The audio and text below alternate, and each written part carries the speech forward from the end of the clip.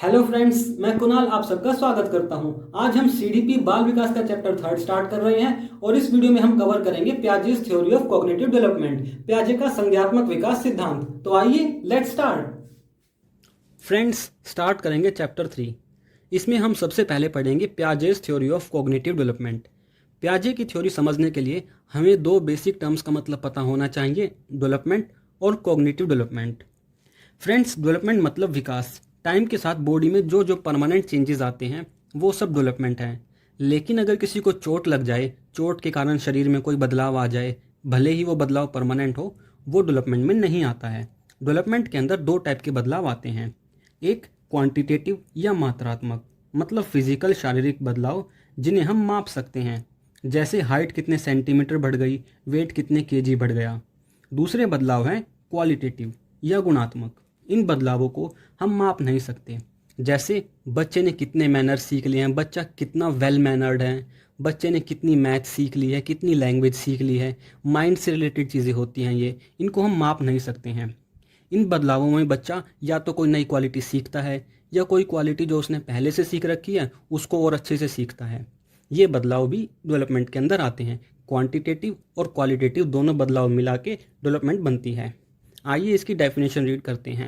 Development refers to the process of quantitative and qualitative growth and capabilities in a child with time. Development is affected by both heredity and environment. जो development होती है friends, इस पे heredity और environment दोनों का ही असर पड़ता है। हेरिडिटी मतलब जो चीज़ें हमारी जीन्स में हैं, हमें हमारे फोरफादर से मिली हैं, उनका भी डेवलपमेंट पर प्रभाव पड़ता है। और दूसरा, जिस वातावरण जिस एनवायरनमेंट में हम रहते हैं उसका भी डेवलपमेंट पर प्रभाव पड़ता है। अब बात करेंगे कॉग्निटिव डेवलपमेंट की। फ्रेंड्स, कॉग्निटिव डेवलपमेंट मतलब माइंड का विकास, दिमाग का विकास। हम कोई भी ऐसी चीज़ सीखते हैं जिसमें हमारे दिमाग माइंड की ज़रूरत है, उस चीज़ को सीखना कॉग्निटिव डेवलपमेंट है। आइए इसकी डेफिनेशन रीड करते हैं।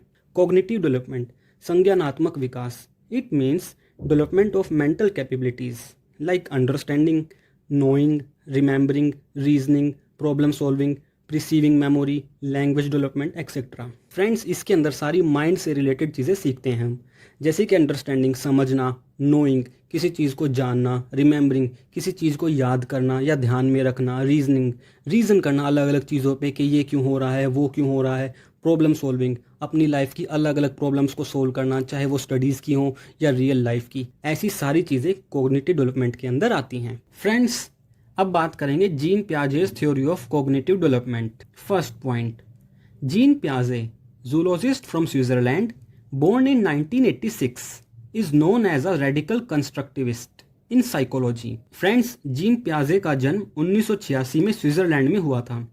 इन्हें रेडिकल कंस्ट्रक्टिविस्ट कहा जाता है। फ्रेंड्स, रेडिकल का मतलब होता है कंप्लीट या कट्टरपंथी, और कंस्ट्रक्टिविस्ट का मतलब होता है ऐसा इंसान जो कंस्ट्रक्टिविज्म की थ्योरी में बिलीव करता हो। कंस्ट्रक्टिविज्म की थ्योरी मतलब कि जो बच्चे होते हैं वो अपनी नॉलेज, अपना ज्ञान खुद कंस्ट्रक्ट करते हैं, खुद बनाते हैं। टीचर के पढ़ाने से नहीं सीखते वो। अगर टीचर पढ़ाएगा और वो टीचर के पढ़ाने से सीखेंगे फिर तो सभी बच्चों को एक जैसा सीखना चाहिए, पर कोई ज़्यादा समझता है, कोई कम। तो पियाजे कहते हैं सारे बच्चे अपना ज्ञान खुद कंस्ट्रक्ट करते हैं, खुद बनाते हैं। और ये रेडिकल कंस्ट्रक्टिविस्ट इन्हें इसलिए कहा गया है कि वो कंप्लीटली, पूरी तरह से ऐसा मानते हैं कि बच्चे अपना ज्ञान खुद बनाते हैं, इसमें टीचर का कोई लेना देना नहीं होता है। आइए इसका मीनिंग रीड करते हैं। Knowledge can only be constructed by learner, not by teacher. मतलब जो नॉलेज है वो लर्नर मतलब स्टूडेंट खुद कंस्ट्रक्ट करता है, टीचर का कोई लेना देना नहीं है। Teacher does not teach, children learn. Teacher पढ़ाता नहीं है, बच्चे सीखते हैं। He says that if teacher can teach, then all children should learn equally. वो ऐसा कहते हैं कि अगर टीचर पढ़ाता है फिर तो सभी बच्चों को इक्वली लर्न करना चाहिए, पर कोई ज़्यादा लर्न करता है, कोई कम लर्न करता है, किसी को ज़्यादा समझ आता है, किसी को कम समझ आता है। इसका मतलब कि टीचर पढ़ाता नहीं है, बच्चे खुद अपनी नॉलेज खुद से कंस्ट्रक्ट करते हैं। फ्रेंड्स, अब बात करेंगे सेकेंड पॉइंट की। Piaget's theory is also known as genetic epistemology. पियाजे की थ्योरी को जेनेटिक एपिस्टेमोलॉजी के नाम से भी जाना जाता है। मतलब एपिस्टेमोलॉजी का मतलब होता है नॉलेज और जेनेटिक का मतलब हमारे जीन से रिलेटेड। जेनेटिक एपिस्टेमोलॉजी का मतलब है कि जो नॉलेज होती है, जो हम डेवलप करते हैं या जो नॉलेज कंस्ट्रक्ट करते हैं, ये सब हर किसी के जीन्स में होता है और ये हर इंसान के जीन्स में सेम होता है, चाहे वो किसी भी धर्म का हो या किसी भी देश का हो या किसी भी स्टेट का हो। ये जो नॉलेज डेवलप करने का तरीका होता है ये हर किसी के जीन्स में सेम होता है। आइए इसके मीनिंग को रीड करते हैं। Epistemology means knowledge. Genetic epistemology means that processes of learning और एडेप्टेशन और development is same in every culture and every part of the world. ये हर कल्चर में वर्ल्ड के हर जगह पे सेम होते हैं। The processes of development are inbuilt that is present in genes of every person. ये जो डेवलपमेंट के प्रोसेसेस होते हैं ये सबके जीन्स में होते हैं और ये हर इंसान में सेम होते हैं। इसलिए पियाजे की थ्योरी को जेनेटिक एपिस्टेमोलॉजी के नाम से भी जाना जाता है। बात करेंगे थर्ड पॉइंट की। Jean Piaget's theory is also known as stage theory of cognitive development. पियाजे की थ्योरी को स्टेज थ्योरी भी कहा जाता है। स्टेज मतलब पियाजे ने कहा है जो डेवलपमेंट होती है स्टेजेस में होती है। मतलब अगर बच्चा 2 साल का है तो वो 2 साल तक कुछ चीज़ें सीखेगा, फिर 2 से 7 साल की उम्र में कुछ और चीज़ें सीखेगा। ऐसे उन्होंने डिफरेंट स्टेजेस बना दी हैं कि इन स्टेजेस में बच्चा ये पर्टिकुलर चीज़ें सीखता है। आइए इसका मीनिंग रीड करते हैं। Knowledge is acquired and developed in various stages at various age levels, so his theory is also known as stage theory of cognitive development. It is not continuous. जो पियाजे की थ्योरी है ये एक stage theory है, ये continuous नहीं है। यहाँ से डायरेक्ट क्वेश्चन आता है कि पियाजे की थ्योरी कंटिन्यूस है या स्टेज थ्योरी। ये काफ़ी इंपॉर्टेंट पॉइंट है। पियाजे की थ्योरी की जो स्टेजेस हैं कि किस एज ग्रुप में बच्चा क्या क्या डेवलप करता है, अभी हम इनके बारे में डिटेल में पढ़ेंगे एक एक स्टेज को। उससे पहले हम कुछ बेसिक टर्म्स का मतलब समझ लेते हैं। अब बात करेंगे स्कीमा के बारे में। जैसे आपकी स्मार्टफोन की, लैपटॉप्स की या टैबलेट्स की मेमोरी होती है, जो सब कुछ भी आपके फ़ोन में सेव है या जो जो काम आप अपने फ़ोन में कर सकते हैं वो सब उसकी मेमोरी में होता है। ऐसे ही इंसानों का स्कीमा होता है। आपका फ़ोन जो जो काम कर सकता है वो फ़ोन की मेमोरी में सेव है। ऐसे ही इंसान जो जो काम कर सकते हैं वो सारे हमारे स्कीमा में होते हैं। एक इंसान बचपन से लेके सारी उम्र काफ़ी सारी चीज़ें सीखता है कि खाना कैसे खाना है, खेलना कैसे है, पढ़ाई कैसे करनी है, मम्मी पापा के साथ बिहेव कैसे करना है, भाई बहन के साथ बिहेव कैसे करना है, बात किस तरह करनी है। ये सारी चीज़ें स्कीमा के अंदर होती हैं। स्कीमा एक तरह से इंसान की मेमोरी होती है। आइए इसकी डेफिनेशन रीड करते हैं। A system which collects various information. दुनिया भर की सारी इन्फॉर्मेशन जिस सिस्टम में कलेक्ट होती है वो स्कीमा है। And organises it. ये इस इन्फॉर्मेशन को ऑर्गेनाइज भी करता है। ऑर्गेनाइज करने का मतलब होता है प्रॉपर जगह पे प्रॉपर चीज़ को रखना। जैसे कि मम्मी पापा से कैसे बिहेव करना है इसको अलग जगह रखा जाएगा। भाई बहन के साथ किस तरह बिहेव करना है इसको मिक्स नहीं किया जाएगा, मम्मी पापा के बिहेवियर के साथ अलग जगह पे रखा जाएगा। इंग्लिश के रूल्स क्या होते हैं वो अलग जगह, हिंदी के रूल्स क्या होते हैं वो अलग जगह। अलग अलग जगह पे प्रॉपरली हर चीज़ को ऑर्गेनाइज करके रखता है स्कीमा। इसकी डेफिनेशन आगे रीड करेंगे। It is our database of various information about the world like objects, actions, concepts, etc.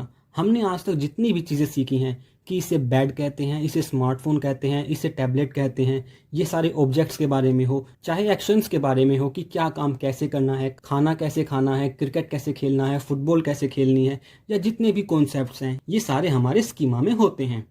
अब बात करेंगे नेक्स्ट पॉइंट की, adaptation. The tendency to adjust to our environment is called adaptation. Children start adaptation with the environment right from the beginning. Adaptation का मतलब होता है ढालना। खुद को परिस्थिति के अकॉर्डिंग ढालने को ही adaptation कहा जाता है। फॉर एग्जाम्पल, अगर बच्चे को ठंड लग रही है तो बच्चा दूसरों को देख देख के सीख जाएगा कि जब ठंड लगती है तो ज़्यादा कपड़े पहनने चाहिए, जब गर्मी लगती है तो कम कपड़े पहनने चाहिए, कॉटन के कपड़े पहनने चाहिए, एसी फैन कूलर ऑन कर लेना चाहिए। ऐसे ही काफ़ी सारी चीज़ें बच्चा सीखता है अपनी लाइफ की स्टार्टिंग से ही। ये सारी चीज़ें एडोप्टेशन के अंदर आती हैं।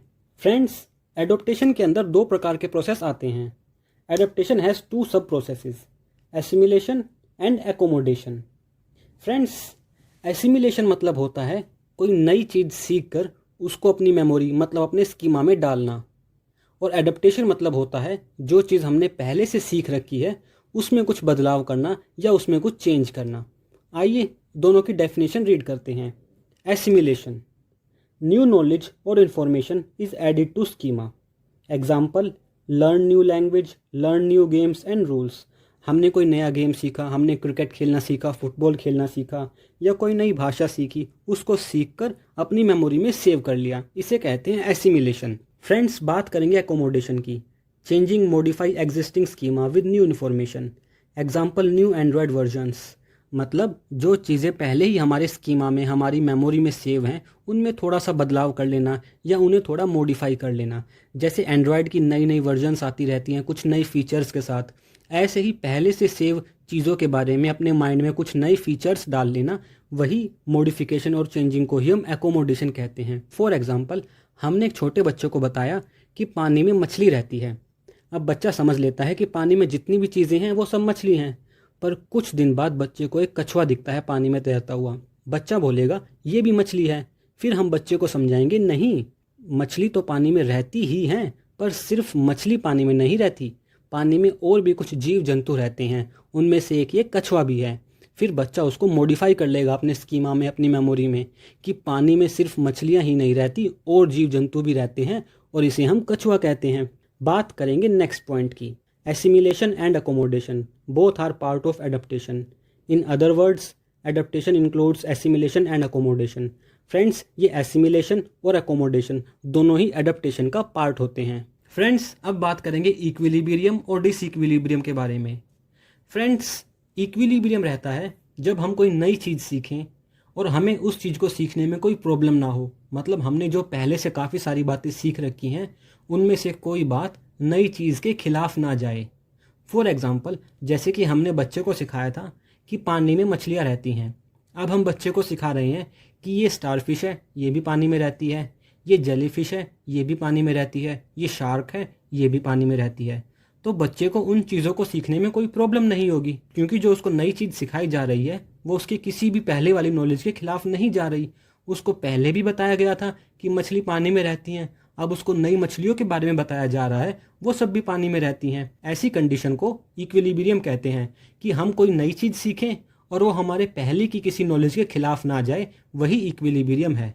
लेकिन अगर हम कोई नई चीज़ सीखें और वो पहले की नॉलेज के खिलाफ चली जाए, तब डिसइक्विलिब्रियम की स्टेज आती है। जैसे कि बच्चे को हमने कहा था कि मछली पानी में रहती है, बच्चे ने कछुआ देखा तो वो कंफ्यूज हो गया कि ये मछली नहीं है तो ये पानी में क्यों रहता है। वो डिसइक्विलिब्रियम की स्टेज है कि बच्चे को समझ नहीं आ रहा कि कछुआ भी पानी में रह रहा है, जबकि पहले मुझे बताया गया था कि मछली पानी में रहती है। तो हम बच्चे को समझाएंगे कि सिर्फ मछली ही पानी में नहीं रहती है, और भी कई जीव जंतु पानी में रहते हैं, जिनमें से एक जीव है कछुआ। फिर बच्चा फिर से इक्विलिब्रियम के स्टेज में आ जाएगा उस चीज़ को सीखने के बाद। अब इक्विलिब्रियम की डेफिनेशन रीड करेंगे। When there is a balance between what we already know and what we are trying to know, मतलब जब एक बैलेंस होता है, जो चीज़ें हमें पहले से पता हैं और हम कोई नई चीज़ सीख रहे हैं, उन दोनों में बैलेंस है, एक दूसरे के खिलाफ नहीं जा रही कोई भी बात, उसे इक्विलिब्रियम कहा जाता है। In other words, if we learn something new, it does not opposes any of our existing schema, then it is said that we are in equilibrium. मतलब अगर हमने कोई नई चीज़ सीखी, वो हमारी जो पहले से इंफॉर्मेशन स्टोर है स्कीमा में, किसी भी चीज़ के खिलाफ नहीं जा रही, तो मतलब हम इक्विलिब्रियम में हैं। That is balance between assimilation and accommodation, मतलब जो चीज़ हम नई सीख रहे हैं एसिमिलेशन, और जो हम अपनी नॉलेज में मॉडिफिकेशन कर रहे हैं एकोमोडेशन, इन दोनों में बैलेंस रहना चाहिए। अब रीड करेंगे डिसइक्विलिब्रियम की definition. Sometimes there is a problem between what child tries to know and what he/she knows already, and this situation is known as disequilibrium. In other words, present knowledge does not match or does not help to learn some new knowledge. Friends, यही है disequilibrium, जो मैंने अभी आपको कछुए का example लेके समझाया था, कि जो हमने पहले से सीख रखा है और हम कुछ नया सीखना चाह रहे हैं, उन दोनों में अगर कुछ अपोजिशन आ जाए, मतलब वो दोनों बातें एक दूसरे को अपोज करने लगे, तो वो डिसइक्विलिब्रियम की स्टेज है। जैसे कि बच्चे को हमने बताया था कि पानी में मछली रहती है, अब बच्चा कछुए को देख के डिसइक्विलिब्रियम की स्टेज में आ जाएगा कि कछुआ भी पानी में रहता है, जबकि उसको पहले से ये पता था कि पानी में तो सिर्फ मछली रहती है। फिर हम उसको इक्विलिब्रियम में लाने के लिए समझाएंगे कि पानी में काफ़ी सारे जीव जंतु रहते हैं, जैसे कि कछुआ, मछली और भी काफ़ी सारी चीज़ें, और वो फिर से इक्विलिब्रियम में आ जाएगा।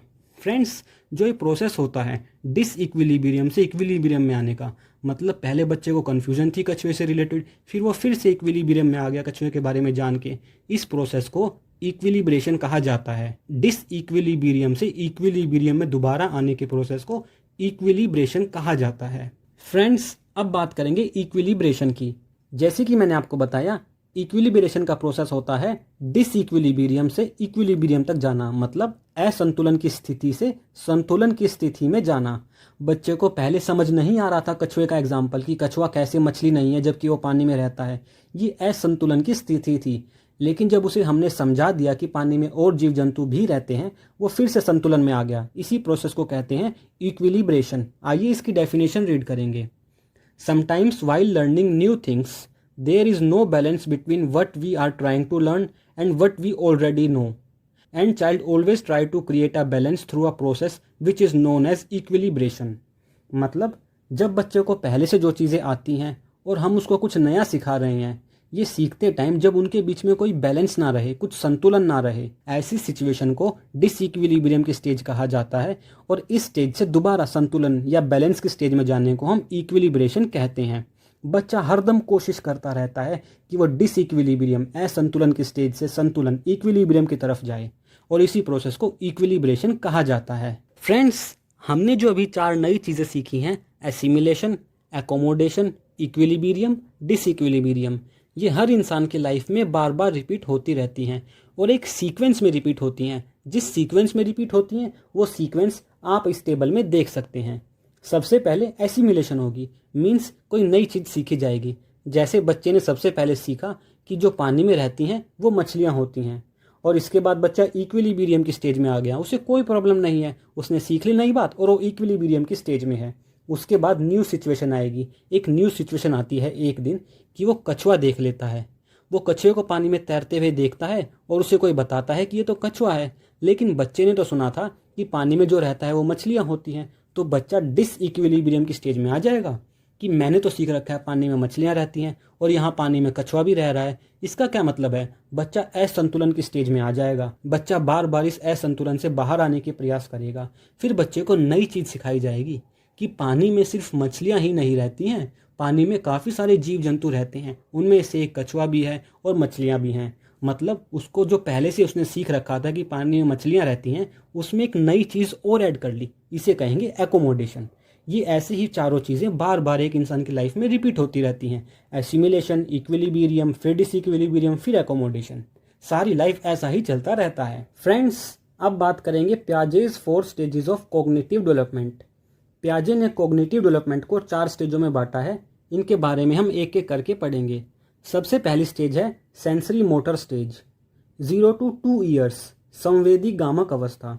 जो सेंसरी मोटर स्टेज है ये 0 से 2 साल तक होती है। सेंसरी मोटर जैसे कि इसके नाम में ही है, सेंसरी मीन्स सेंस करना, फील करना।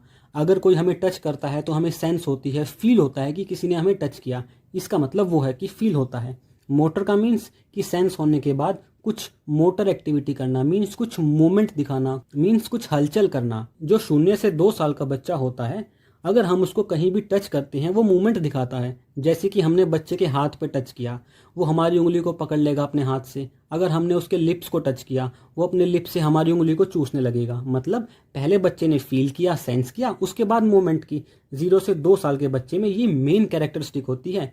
आइए इसका फर्स्ट पॉइंट रीड करते हैं। सेंसरी मीन्स टू सेंस और feel and motor means to do. Sensory का मतलब है किसी चीज़ को फील करना, महसूस करना, और मोटर का मतलब है उसके बाद कोई एक्शन करना, कोई प्रक्रिया देना। Senses and motor activities means, senses मतलब फील करना, मोटर एक्टिविटीज़ मीन्स कुछ मोमेंट करना, are main characteristics of this stage. Senses and motor activities इस स्टेज की मेन कैरेक्टरिस्टिक्स हैं। बात करेंगे इसके नेक्स्ट पॉइंट की। Here children do reflex activities such as grasping things और sucking etcetera. Friends, reflex activities वो होती हैं जिन पे हमारा कोई कंट्रोल नहीं होता, जो हमें कोई सिखाता नहीं है। अब जो छोटा सा बच्चा है, पैदा ही हुआ है, उसे भगवान ने सिखा के भेजा है, हमने तो कुछ सिखाया है नहीं, तो ये उसके अंदर ही होता है। ग्रैस्पिंग मतलब उसके हाथ पे जो भी चीज़ आएगी वो उसको ग्रैप्स कर लेगा, पकड़ लेगा। सकिंग मीन्स जो भी चीज़ उसके लिप्स पे टच करेगी वो उसे चूसने लगेगा। ये उसको भगवान ने ही सिखाया, इसे हमने नहीं सिखाया है, इसलिए इन्हें रिफ्लेक्स एक्टिविटीज़ कहा गया है। फ्रेंड्स, बात करेंगे सेंसरी मोटर स्टेज की कुछ और कैरेक्टरिस्टिक्स की। Object permanence. Friends, object permanence का मतलब ये होता है कि अगर कोई चीज़ हमारी आंखों के आगे से गायब हो जाए, फिर भी हमें पता हो कि वो चीज़ दुनिया में तो कहीं ना कहीं है। जो ज़्यादा छोटा बच्चा होता है, कुछ ही महीने का, उसे लगता है जैसे ही कोई चीज़ उसकी आंखों के आगे से गायब हो गई, वो दुनिया से ही गायब हो चुकी है। जब बच्चा 8 महीने का हो जाता है, उस एज के आसपास बच्चे को समझ आ जाता है कि चीज़ अगर मेरी आंखों के आगे से गायब हुई है तो इसका ये मतलब नहीं है वो दुनिया से भी गायब हो गई, वो दुनिया में कहीं ना कहीं एग्जिस्ट करती है। इसी को कहते हैं ऑब्जेक्ट परमानेंस। आइए इसको रीड करते हैं। In this stage infants develop concept of object permanence by the age of 8 months. 8 months तक बच्चे को समझ आ जाता है कि जो चीज़ मेरी आंखों के आगे से गायब हुई है वो परमानेंटली गायब नहीं हुई है, वो दुनिया में तो कहीं ना कहीं है ही। बात करेंगे नेक्स्ट पॉइंट की। Object permanence is an understanding that object continue to exist even when they are not in view at present. मतलब व्यू मीन्स मतलब आंखों के सामने नहीं है, फिर भी वो दुनिया में कहीं ना कहीं एग्जिस्ट करते हैं। बात करेंगे नेक्स्ट पॉइंट की। इमिटिएशन, टू कॉपी। इमिटेट का मतलब होता है कॉपी करना। जो छोटे बच्चे होते हैं वो कॉपी करते हैं। अगर हम उनके सामने जीभ निकालेंगे वो भी जीभ निकालेंगे, अगर हम उनको उंगली दिखाएंगे वो भी उंगली दिखाएंगे, अगर हम स्माइल करेंगे वो भी स्माइल करने लगते हैं। ऐसे ही बच्चे कॉपी करने की ट्राई करते हैं जो हम चीज़ें उनके आसपास करते हैं इस स्टेज में, 0 से 2 साल की उम्र में। इमिटेशन की डेफिनेशन रीड करेंगे। Infants try to imitate, copy the actions और facial expressions of an older person. मतलब उनके आसपास कोई इंसान जो भी चीज़ करेगा वो उसे कॉपी कर लेते हैं, इसे ही कहा जाता है इमिटिएशन। फ्रेंड्स, बात करेंगे नेक्स्ट पॉइंट की। Objectified causality. Infants gradually learn that there is a relationship between their actions and external world. मतलब जो छोटा बच्चा होता है 0 से 2 ईयर्स का, उसको धीरे धीरे समझ आ जाता है कि अगर वो कुछ काम करता है उसका दुनिया पर कुछ असर पड़ता है। फॉर एग्जाम्पल, अगर वो एक खिलौने को उठाकर नीचे फेंकेगा तो उसकी आवाज़ आएगी। उसको समझ आ जाता है कि उससे एक्सटर्नल वर्ल्ड में कुछ चीज़ होगी। अगर वो खिलौना उठा के फेंकेगा तो आवाज़ आएगी, इसीलिए वो बार बार उस चीज़ को करता रहता है। अब नेक्स्ट पॉइंट पढ़ेंगे। It means that at this stage infants discover that they can control some objects and produce effects. मतलब इस उम्र में बच्चों को समझ आ जाता है कि वो कुछ चीज़ों को कंट्रोल कर सकते हैं। वो खिलौने को उठा सकते हैं, पकड़ सकते हैं, फेंक सकते हैं, इसे कंट्रोल करना कहते हैं। कंट्रोल कर सकते हैं और उससे कुछ ना कुछ इफेक्ट मतलब रिजल्ट प्रोड्यूस कर सकते हैं। वो प्रोड्यूस कर सकते हैं खिलौने को गिराकर साउंड, खिलौने को गिराकर जो ध्वनि आएगी वो उसको खुद बना सकते हैं, प्रोड्यूस कर सकते हैं। ये इस उम्र के बच्चों को समझ आ जाता है। फ्रेंड्स, जो ये फर्स्ट स्टेज है सेंसरी मोटर स्टेज 0 से 2 ईयर्स, इस स्टेज को भी पियाजे ने 6 हिस्सों में बांटा है। इस स्टेज को हम 6 हिस्सों में पढ़ेंगे अब एक एक करके। सबसे पहली स्टेज है 1.1, मतलब फर्स्ट स्टेज की भी पहली stage, stage of reflex actions और एक्टिविटीज 0 to 1 मंथ। मतलब जब बच्चा 0 से लेके 1 मंथ के बीच की एज में होता है वो सिर्फ रिफ्लेक्स एक्शंस करता है। रिफ्लेक्स एक्शंस मतलब जो उसको किसी ने सिखाए नहीं है, वो भगवान से, नेचर से सीख के आया है। जैसे कि हम उसके हाथ पे टच करेंगे तो हमारी फिंगर को पकड़ लेगा, अगर उसके लिप्स पे टच करेंगे तो हमारी फिंगर्स को चूसने लगेगा। इसे ही कहते हैं reflex actions. At this stage the child performs reflex actions only. For example sucking, चूसना एंड ग्रेस्पिंग ऑब्जेक्ट्स। ग्रेस्पिंग मतलब पकड़ना। फ्रेंड्स, बात करेंगे 1.2 स्टेज की, stage of primary circular reactions 1 to 4 months। Sensations, reactions and schemas get coordinated in this stage. Friends, इस stage में बच्चे का जो स्कीमा होता है, स्कीमा मतलब दिमाग या ब्रेन या उसकी मेमोरी, इसका कंट्रोल आ जाता है उसके एक्शंस पे। मतलब बच्चा जब चाहेगा तब अपना हाथ हिलाएगा, बच्चा जब चाहेगा तब अपना पैर हिलाएगा। उसके रिएक्शंस का और उसके स्कीमा का आपस में कोऑर्डिनेशन हो जाता है। आगे रीड करेंगे। Eight this stage children show primary और इनिशियल रिएक्शंस। इस स्टेज में बच्चे प्राइमरी और इनिशियल रिएक्शंस देते हैं। प्राइमरी और इनिशियल रिएक्शंस मतलब जो बच्चे ज़िंदगी में सबसे पहली बार रिएक्शंस दे रहे हैं वो इसी स्टेज में देते हैं। बात करेंगे आगे। These reactions are repeated again and again and that is why these are called as circular reactions. बच्चा इन रिएक्शंस को बार बार रिपीट करता है, इसीलिए इन्हें सर्कुलर रिएक्शंस कहा गया है। बात करेंगे 1.3 स्टेज की, stage of secondary circular reactions 4 to 8 months। Eight this stage children become more focused on doing actions. बच्चे इस स्टेज में और फोकस हो जाते हैं अपने एक्शंस को लेके, उन्हें और अच्छी तरह से करने लगते हैं। आगे रीड करेंगे, they repeat their actions to get a response from their environment. For example children throw objects here and there. बच्चे इस स्टेज में एक्शंस अपने आसपास के लोगों से रिस्पॉन्स लेने के लिए भी करने लगते हैं। अगर उसके आसपास मम्मी या पापा खड़े हैं, वो चाहते हैं कि मम्मी या पापा मेरे पास आए, मुझे देखें, तो वो उनको बुलाने के लिए रिएक्शंस देने लगते हैं। उनके आसपास कोई खिलौना या कुछ पड़ा होगा, वो उसको ज़मीन पर उठाकर फेंक देंगे। वो मम्मी या पापा से रिएक्शन लेने के लिए ऐसा करते हैं। बात करेंगे 1.4 स्टेज की, stage of coordination of reactions और coordination of secondary स्कीमेटा। 8 to 12 months. At this stage, children learn to make a difference between goal and means. Method of attempting goals. इस स्टेज में बच्चों को डिफरेंस समझ आ जाता है कि गोल में और गोल तक पहुंचने के रास्ते में क्या डिफरेंस है। फॉर एग्जाम्पल, अगर बच्चे को भूख लगी है तो बच्चे का एम है खाने तक पहुंचना, तो बच्चे को समझ आ जाएगा खाना अलग चीज़ है और खाने तक पहुंचने का रास्ता है कि मुझे रोना है या जो भी करना है। तो बच्चे को ये समझ आ जाता है कि मेरा गोल खाना है और खाने तक पहुंचने का रास्ता अलग है रोना। अगर मैं रोऊंगा तो मुझे खाना मिलेगा। आगे रीड करेंगे, children try to generalize the learning और schema and try to use it from one situation to another. बच्चा इस स्टेज में जो भी सीखता है वो सेम चीज़ को हर सिचुएशन में अप्लाई करके देखता है, बार बार अप्लाई करता है सेम चीज़ को। फॉर एग्जाम्पल, जैसे बच्चा रोया और उसको खाने को मिल गया तो बच्चा समझ जाएगा कि अगर रोने से खाना मिल रहा है तो रोने से और चीज़ें भी मिल जाएंगी, तो बच्चा इसको और जगह भी अप्लाई करेगा। अगर बच्चे को खिलौना चाहिए या मम्मी या पापा को अपने आसपास बुलाना है या जो भी काम कराना है, वो हर काम कराने के लिए रोने लगेगा बार बार। बात करेंगे 1.5 स्टेज की, stage of tertiary circular activities. 12 to 18 months. At this stage, children learn the features of objects by trial and error method. They repeat many actions because they want attention from their caregiver. Friends, इस stage में बच्चे नई चीज़ें सीखने लगते हैं by trial and error methods. Trial and error method का मतलब होता है गलती कर करके सीखना। बच्चे बार बार गलती करेंगे, बार बार सीखेंगे।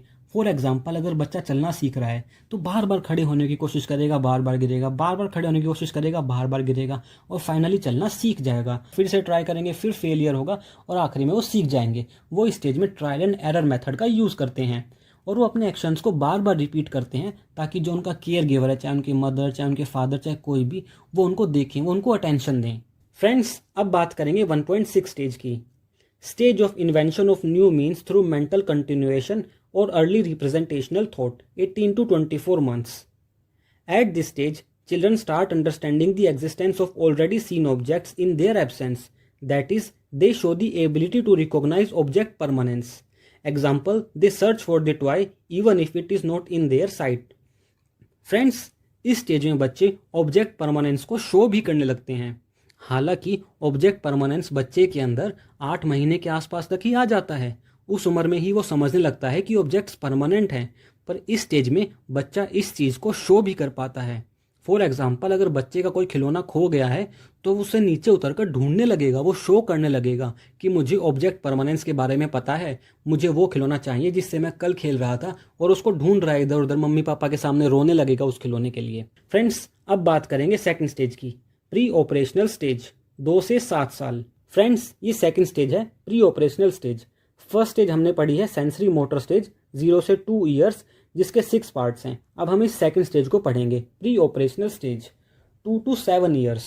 This is starting phase where child starts doing illogical reasoning, but child cannot do logical reasoning, so it is called pre.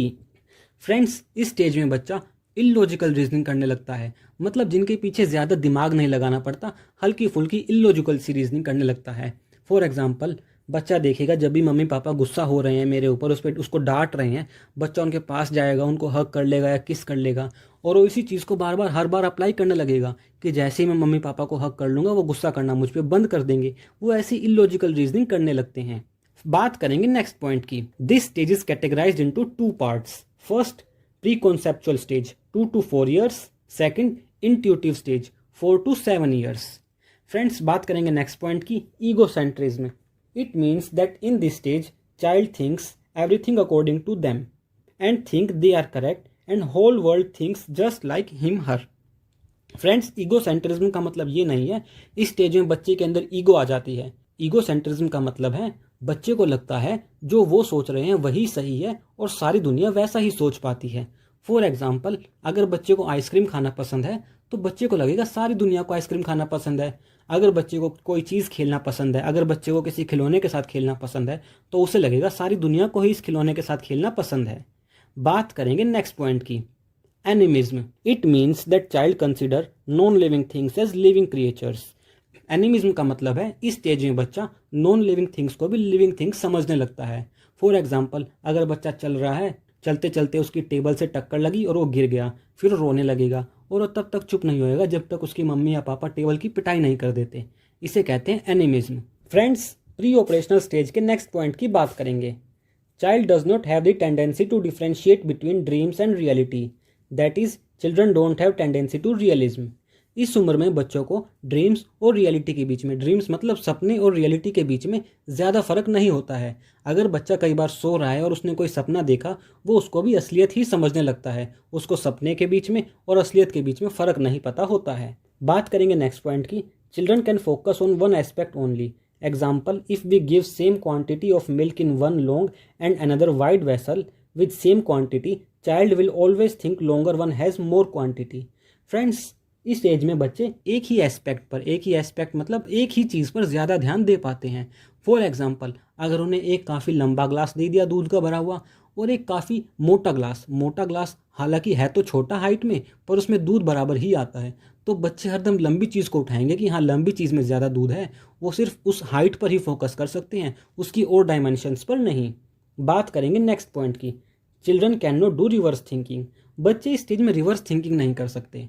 For example, आपने उन्हें 1 to 10 काउंटिंग सिखा दी, वो गा देंगे पर 10 to 1 नहीं गा पाएंगे उसके बाद। अगर आप बच्चों को यहाँ से स्कूल लेके गए, 10 बार लेके गए, उनको अपने घर से स्कूल का रास्ता याद हो जाएगा, पर अगर आप उन्हें स्कूल में ही छोड़ देंगे तो वो खुद घर वापस नहीं आ पाएंगे। ऐसे वो रिवर्स थिंकिंग नहीं कर सकते।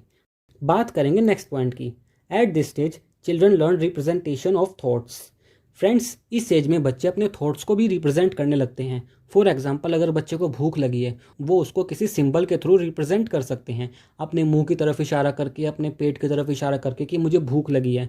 वो सिंबल्स भी यूज़ कर सकते हैं, लैंग्वेज बोलकर भी बता सकते हैं, या पिक्चर्स एक्सेट्रा, ये सब वो समझने लगते हैं। लैंग्वेज का यूज़, सिंबल्स का यूज़ बताने के लिए अलग अलग चीज़ें, पिक्चर्स का यूज़, इन सब को वो समझने लगते हैं इस एज में। बात करेंगे थर्ड स्टेज की, concrete operational stage, 7 to 11 years. Friends, जैसे कि नाम में ही है कॉन्क्रीट मतलब होता है सॉलिड। फ्रेंड्स, इस एज में बच्चे सॉलिड चीज़ों पर लॉजिक लगा पाते हैं, इसलिए इसे कॉन्क्रीट ऑपरेशनल स्टेज कहा गया है। इसका फर्स्ट पॉइंट रीड करेंगे, eight this stage children can do logical thinking but in terms of concrete objects only. जो कॉन्क्रीट ऑब्जेक्ट्स होते हैं जिन्हें बच्चे देख सकते हैं अपने सामने, उसके सामने मोबाइल पड़ा है, उसके सामने लैपटॉप पड़ा है, टैबलेट पड़ा है, उसके सामने चार्जर पड़ा है, पेन पेंसिल, जो भी कॉन्क्रीट सॉलिड चीज़ें पड़ी हैं, वो उन पर रीजनिंग, उनके ऊपर दिमाग लगा सकते हैं। फ्रेंड्स, बात करेंगे नेक्स्ट पॉइंट की, child's thinking is limited to real events observed और the actual objects observed by him. जो बच्चे की सोच होती है वो सिर्फ रियल ऑब्जेक्ट्स तक ही लिमिटेड होती है। वो जिन चीज़ों को देख सकता है सिर्फ उन्हीं पर वो दिमाग लगा सकता है। फॉर एग्जाम्पल, आपने बच्चे को एक चॉकलेट दी और चॉकलेट के 4 टुकड़े कर दिए, बच्चा समझ जाएगा ये जो 4 टुकड़े करे हैं ये पहले वाली चॉकलेट के ही बराबर है, इसमें कुछ कम नहीं हुआ है। लेकिन अगर आप बच्चे को ये माइंड में सिखाओगे कि मान लो एक एक्स चीज़ है, एक्स के आपने 4 टुकड़े कर दिए, तो जो एक्स के 4 टुकड़े हुए हैं उनको मिला के एक्स बनेगा या नहीं, तो इस पे बच्चा दिमाग नहीं लगा पाएगा। बच्चा सिर्फ उन्हीं चीज़ों पर दिमाग लगा पाएगा जो कॉन्क्रीट ऑब्जेक्ट्स उसके सामने हैं। बात करेंगे नेक्स्ट पॉइंट की, children begin to develop ability of reversibility of thought. इस उम्र में बच्चे रिवर्स थिंकिंग भी करने लगते हैं। अगर आप उन्हें 1 से 100 तक काउंटिंग सिखाओगे, वो उल्टी काउंटिंग भी कर पाएंगे 100 से लेके 1 तक। अगर आप उन्हें घर से लेके स्कूल तक का रास्ता दिखा दोगे तो वो स्कूल से घर भी खुद ही वापस आ पाएंगे और रिवर्स थिंकिंग कर सकते हैं इस एज में। बात करेंगे नेक्स्ट पॉइंट की, here children start thinking like mature persons and rarely believe in animism and egocentrism. इस उम्र में बच्चे मैच्योर पर्सन्स की तरह दुनिया के बारे में समझ जाते हैं। हर इंसान अलग है, हर इंसान की सोच अलग है। जो मैं सोचता हूँ वही सब नहीं सोचते हैं, और ना ही ये जो लिविंग थिंग्स होती हैं, टेबल, चेयर, पेन, पेंसिल्स, इनमें जान नहीं होती है, ये नॉन लिविंग थिंग्स हैं। बात करेंगे नेक्स्ट पॉइंट की, क्लासिफिकेशन एंड सीरियलाइजेशन। इस स्टेज में बच्चे ऑब्जेक्ट्स को क्लासीफाई भी कर सकते हैं और सीरियलाइजेशन भी कर सकते हैं उनकी। क्लासीफाई मतलब अगर आप बच्चे को बोलोगे, कुछ चीज़ें आपने मिक्स करके दे दी, कि आपने गेहूं और चावल मिक्स करके दे दी और कहा इसमें से गेहूं अलग कर दो और चावल अलग कर दो, वो उनको अलग कर पाएगा। और सीरियलाइजेशन का मतलब होता है अगर आपने बच्चे को कुछ चॉकलेट्स दे दी, छोटी से लेके बड़ी, और बच्चे को कहा इन सारी चॉकलेट्स को असेंडिंग ऑर्डर में लगाओ, पहले सबसे छोटी, फिर उससे बड़ी, फिर उससे बड़ी, फिर उससे बड़ी, बच्चा ऐसे उनको सीरियल वाइज भी लगा पाएगा। मतलब इस एज में बच्चा क्लासिफिकेशन और सीरियलाइजेशन दोनों कर पाता है। बात करेंगे नेक्स्ट पॉइंट की, law of conservation. At this stage, child can understand law of conservation, that is, quantity of material remains unchanged. Either we cut into small pieces or change its shape. मतलब इस as में बच्चा समझ पाता है कि एक कंप्लीट साबुत चॉकलेट है या उसी चॉकलेट के 4 टुकड़े कर दो, उनकी मटेरियल, उनकी क्वांटिटी सेम रहती है, कम नहीं होती है। फ्रेंड्स, अब डिस्कस करेंगे fourth stage, formal operational stage, 11 years to adulthood. 11 साल से एडल्टहुड तक रहती है ये stage. First point, child's thinking move ahead from concrete objects to abstract concepts. Friends, इससे पहले वाली थर्ड स्टेज में बच्चा सिर्फ कॉन्क्रीट ऑब्जेक्ट्स पर ही अपनी थिंकिंग लगा पा रहा था, कॉन्क्रीट ऑब्जेक्ट्स के बारे में ही सोच पा रहा था। कॉन्क्रीट ऑब्जेक्ट्स मतलब जिनको बच्चा अपने सामने देख सकता है, जो उसको उस टाइम दिख रहे हैं। लेकिन इस स्टेज में बच्चा ऐसी चीज़ों पर भी अपनी थिंकिंग लगा सकता है, ऐसी चीज़ों के बारे में भी सोच सकता है जो उस वक्त उसको नहीं दिख रहे हैं, उसके सामने नहीं है। ऐसे ऑब्जेक्ट्स को एब्स्ट्रैक्ट ऑब्जेक्ट्स कहते हैं। बात करेंगे नेक्स्ट पॉइंट की, eight this stage children develop logical system of intelligence and can think about many possible solutions for one problem. Friends, इस स्टेज में बच्चे ऐसी सिचुएशंस को भी हैंडल कर सकते हैं जिनमें एक प्रॉब्लम के काफ़ी सारे सॉल्यूशंस होते हैं। फॉर एग्जांपल, अगर बच्चे को अपने स्कूल से घर आना है और स्कूल से घर आने के 5-6 रास्ते हैं, बच्चा सोच सकता है इन 5-6 रास्तों में से सबसे छोटा रास्ता कौन सा है, ऐसा रास्ता कौन सा होगा जिससे वो सबसे जल्दी घर पहुंच सकता है, जिस रास्ते पे सबसे कम ट्रैफिक होगा। इन सब बातों को सोचकर वो एक बेस्ट रास्ता चूज कर सकता है अपने घर आने के लिए। मतलब बच्चा ऐसी प्रॉब्लम्स को भी सॉल्व कर सकता है जिनके 4 या 5 सॉल्यूशंस हैं या और भी ज़्यादा सॉल्यूशंस हैं, और उनमें से बेस्ट सॉल्यूशन को बच्चा चूज कर सकता है इस स्टेज में। फ्रेंड्स, अब बात करेंगे नेक्स्ट पॉइंट की।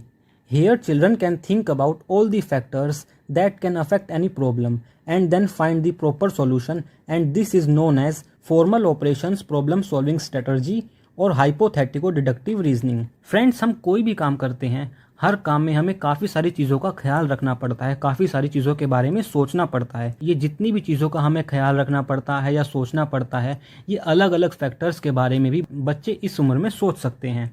फॉर एग्जाम्पल, अगर बच्चे को कहीं घूमने जाना है तो उसके लिए उसको काफ़ी सारे फैक्टर्स का ध्यान रखना पड़ेगा, जैसे क्या मेरे पेरेंट्स अलाउ करेंगे, क्या मुझे इतना पैसा मिल जाएगा कि मैं घूमने जा पाऊँ, वहाँ मेरा कितना खर्चा हो जाएगा, मैं कौन सी ड्रेस पहन के जाऊँगा, किस फ्रेंड के साथ घूमने जाऊँगा। काफ़ी सारे फैक्टर्स के बारे में सोचना पड़ता है। इस उम्र में बच्चे इन सब फैक्टर्स के बारे में सोच सकते हैं, और ऐसे सब फैक्टर्स के बारे में सोच के डिसीजन लेने को कहा जाता है formal operations problem solving strategy और हाइपोथेटिको डिडक्टिव रीजनिंग। बात करेंगे नेक्स्ट पॉइंट की, thoughts get matured and organised. Friends, इस स्टेज में बच्चों की सोच दुनिया को लेके काफ़ी हद तक मैच्योर लोगों की तरह हो जाती है। फ्रेंड्स, बात करेंगे नेक्स्ट पॉइंट की, egocentrism return in this stage. Friends, इस स्टेज में बच्चे फिर से ईगोसेंट्रिक हो जाते हैं। फ्रेंड्स, जो ये 12, 14, 15 साल के बच्चे होते हैं, इनको आपने देखा होगा, इनकी अक्सर इनके पेरेंट्स के साथ नहीं बनती है, ये उनके साथ लड़ते रहते हैं क्योंकि इनकी सोच थोड़ी अलग हो जाती है। ये अपने पेरेंट्स से हर बात पे लड़ते हैं कि हमें नया फ़ोन चाहिए, टैबलेट चाहिए, लैपटॉप चाहिए। इस उम्र के बच्चों को लगता है कि दुनिया इनकी बातों को समझ नहीं रही है, और जिस नज़रिए से ये दुनिया को देखते हैं वही सही है, और जो इनको लगता है, जो ये करना चाहते हैं वही सही है, लेकिन दुनिया इनको समझ नहीं पा रही है। इसी को कहते हैं ईगोसेंट्रिज्म। फ्रेंड्स, बात करेंगे नेक्स्ट पॉइंट की, ट्रांसफ़र ऑफ नॉलेज और generalisation. At this stage children can transfer their learned knowledge from one situation to another. Friends, बच्चे इस एज में काफ़ी समझदार हो जाते हैं। वो अगर एक जगह पे कोई चीज़ सीख लेते हैं, वो उसको हर जगह अप्लाई कर सकते हैं। फॉर एग्जांपल, अगर बच्चा फुटबॉल खेलता है, बच्चे ने फुटबॉल में सीखा कि अगर वो फुटबॉल को 45 डिग्री के एंगल पे मारेगा तो फुटबॉल सबसे ज़्यादा दूर जाके गिरती है। तो अगर बच्चा किसी दिन शॉटपुट खेलने जाता है, फ्रेंड्स, शॉटपुट रहता है एक लोहे की भारी बॉल को हमें अपने कंधे पर रखकर दूर फेंकना होता है। जो जितना ज़्यादा दूर फेंकता है उसको उतने ज़्यादा पॉइंट्स मिलते हैं। तो बच्चा वही फुटबॉल वाली नॉलेज यहाँ भी लगा सकता है कि अगर वो शॉटपुट की बॉल को 45 डिग्री के एंगल पर फेंकेगा तो शॉटपुट की बॉल भी सबसे ज़्यादा दूर जाके गिरेगी। इसे ही कहते हैं ट्रांसफ़र ऑफ नॉलेज, कि वो कॉन्सेप्ट सीखा तो कहीं और था पर उसे लाइफ के हर फेज़ में वो अप्लाई कर सकता है। फ्रेंड्स, आई होप आपको ये वीडियो पसंद आई होगी। अगर आपको कोई डाउट है तो आप कमेंट सेक्शन में मुझसे पूछ सकते हैं। मिलते हैं नेक्स्ट वीडियो में। Bye bye.